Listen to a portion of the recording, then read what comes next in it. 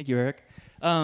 Just to follow on the heels of Pat's talk, I had the pleasure to work with him, with MJ at Cold Harbor, and a lot of other folks in the Valley to make a documentary about cheatgrass and sage grouse, because the story of those two species is really closely intertwined. And we're going to premiere that documentary film on March 5th here for the Conservation District's annual meeting. So I'd like to invite you all to attend. It'll start at 5:30. We'll have dinner at 6. Show the film shortly thereafter, and also award our 2019 Conservationist of the Year award. Cool. I booted up there.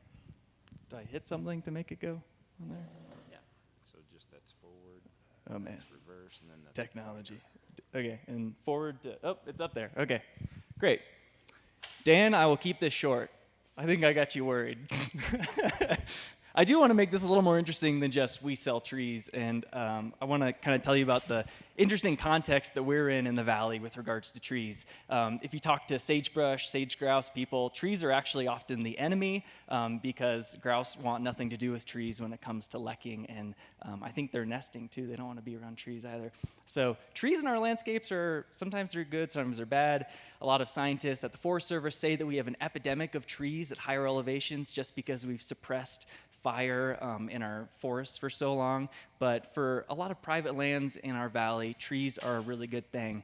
But we've spent a lot of effort here in the valley getting rid of trees,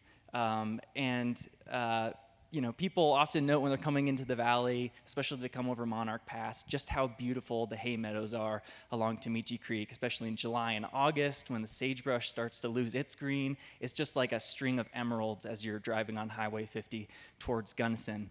And it's really obvious that you're not in the arid Arkansas River Valley anymore. You're in a much more watered place, the western slope. But those hay meadows took a lot of work to make. Early settlers to the Gunnison Basin, if they wanted to raise cattle or if they wanted to establish a homestead, they immediately went to work grubbing out thousands of acres of willows and cottonwoods along our rivers and streams. And this was absolutely backbreaking work.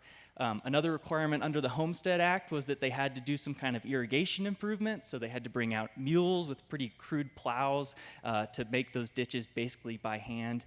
And so eventually this project of clearing the willows and the cottonwoods along our streams was complete not just at individual homesteads, but across our entire basin. And as we look around our valley today, it's really hard to imagine what the trees look like in our riparian areas before the late 1800s. But I'm not just knocking kind of the southern part of our valley. The north end of our valley is notorious for not having trees. Basically, tourism started in Crested Butte as soon as the mining got started there. People were reading in newspapers and seeing these fantastic photos of towering mountains, so they followed the railroads up to places like Crested Butte. And over again, for 50 years, people came to Crested Butte. They said, what a beautiful place you have here. What a peculiar community this is. But where are your trees? It's so dang ugly here because of the lack of trees. And it just never really took on. If you look around town now, you don't really see any old trees. And that's because people just never planted trees until quite recently in Crested Butte. So we are a valley. Well, I'm going to skip that part and I'll talk about this a little bit more.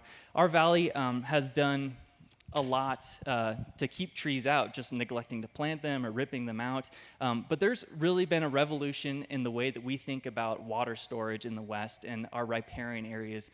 The NRCS and other federal agencies are just pouring money into this new way of thinking.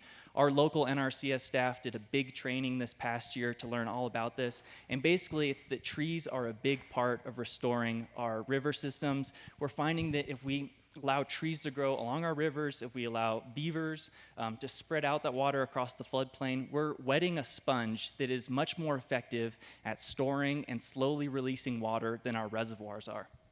So that's another good reason to plant trees. But I also want to tell you guys that we took over the Colorado State Forest Service's program of selling seedling trees this past year. All these trees are still grown out by the State Forest Service in Fort Collins, and it's just that our local State Forest Service didn't have the capacity to carry this on anymore, and it was a good opportunity for the Conservation District to serve our valley in a different way. One of the really neat things about buying trees through this program, rather than just going to a normal nursery, is that these plants are grown from Colorado seed stock.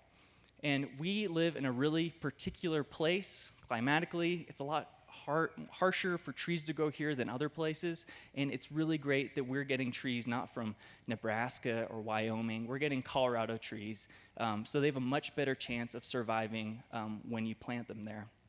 The other really great thing is that the Conservation District and the State Forest Service, we're offering these trees as a public service, so they are much, much cheaper than trees you would find at a typical nursery.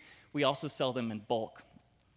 So we're talking about boxes of 25, 30 trees. We also sell larger potted trees too. So you have 1 month left to order trees through us. And I'm excited to say that we've made it a lot easier. Typically, if you buy trees through this program anywhere across the state, you use a really clunky and confusing ordering form that's difficult for us to update to show what the actual inventory is in Fort Collins. So we've tried to skip that. You can now buy trees through us online with a credit card. It's really simple. You just go to our website, GunnisonConservationDistrict.info. We have a big glaring link on our homepage where you can go to the store. We have several species up there. We have, kinds of spruce, willow, cottonwoods. We also have a bunch of flowers there as well, and so it's just really easy for you to buy them. All of these plants will be delivered to us at our office on Colorado Street. We're housed in the Forest Service building over there on May 27th, and pickup will be on May 28th and 29th. We do not have a lot of capacity to store these, so we're really hoping that all of our customers will be able to pick up those plants those days. So if you want to learn more about how you can order trees or get some advice, please come find me or visit our website, and thanks for your time.